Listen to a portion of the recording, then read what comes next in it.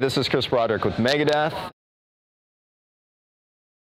And you are backstage with me to check out my gear. Hope you guys have a good time. Hope you get something out of it. And yeah, come on, follow me back.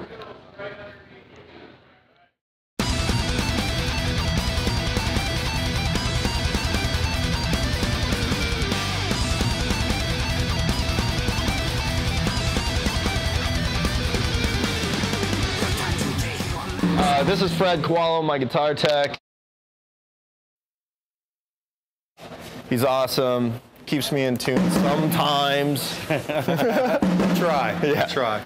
But he helps me out. He does all the switching for me live, so when we're up there playing, I don't have to have a pedal board out there. You know, he's actually dancing with his fingers, you know, on our MIDI controller right there. Make sure that I'm going to the right patch. When I go to leads, I go to my lead channel. When I go to cleans, he messes it up, but he usually tries to get clean channel. I'm just joking, he's good. But at any rate, we'll get going with the gear now, and I'll start with the guitars. So this is my baby right here. This is my RGA custom 6-string for playing with Megadeth.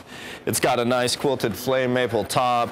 It's got the ZR bridge on it, which I love. DiMarzio deactivator pickups. I can't say enough about these pickups. They just, you know, I don't think I could design a better sounding pickup for what I like to play. It's got a kill switch on it. If you ever want to do any rhythmic kind of cuts in your playing, or just use it as an on-off switch. And a volume and a 3-way. It's pretty simple actually overall. I like using a custom radius, 12-inch radius on my fretboard. To me, it just feels a lot more natural under the hand. It's just a great all-around guitar. And then we have here some of the inspiration for my custom there, which is an S24 fret series Ibanez guitar, again with the ZR bridge, which I love. I had him remove the original volume there and move it to the tone spot. And then again, just a 3-way switch on this one as well. And a great paint job. Yeah. So those are my two guitars. I only bring two guitars for stage. One is a main and obviously one is a backup. Then I have a backstage guitar where I practice in the dressing room and stuff like that. And then I have another guitar that I practice when I'm at my hotel room.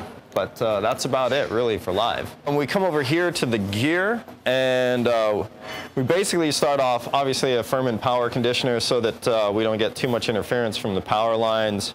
We get the switcher in case I have to switch guitars. So I'll have 3 different possibilities for different guitars that I could have patched in to that. Right now I'm using Shure wirelesses, and then we're demoing the X2 unit from line 6, I think it is, right? Yep. Yeah. Down here we get to the heart of the tone, which is these Fractal Ultra units, which I'm in love with right now. We go straight into this unit with the guitars, go straight out of this unit into the Marshall power amps, which is a stereo power amp, 200 watts.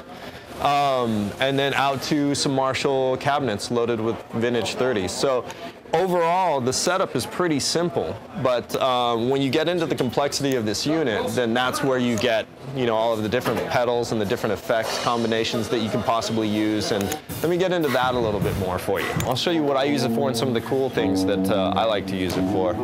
I'll just bring up the interface for the Axe effects. One of them is right here, where if you notice I take the input right here and bring it off to this line right here. The reason I like to do that is for a DI, so that when we play a show where we want to reamp or something like that later, people can just plug into the left output of output 1 and get that, that DI signal, so that you don't have to worry about putting a box in front of it as well. And then, you know, we take the main line that you're going to run to your power amp, and you have your amp model right here. Now for this one I'm using an Energyball, which is a clone of an amp, and you've got tons of controls. You know, your standard controls right here, but then you get into things where you get into your depth, damping, and your sag, and all of that.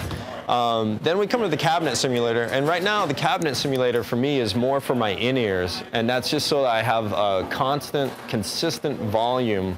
From there, we look at the effects loop, and I use this to actually, these are the outs that are actually running to the power amp. So if you notice, that splits off before the cabinet simulator. and I run that directly into my power amp out to the cabinets. And so the live sound is going to be through the real cabinet, and then my in-ear sound is through the cabinet simulator.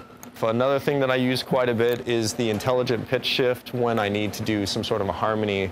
Like I do in 1320, I have a harmony that's a diminished fifth. I also have one that's an A minor up a third and F sharp minor down a third for small little parts within that solo. You know, things that I harmonized in the studio that you just couldn't recreate live without, you know, a harmonizer doing it for you. And again, you could route these so differently than most any other unit I've used. That's one thing that's really cool about this unit. So this is actually the guts of my tone is in that Fractal unit.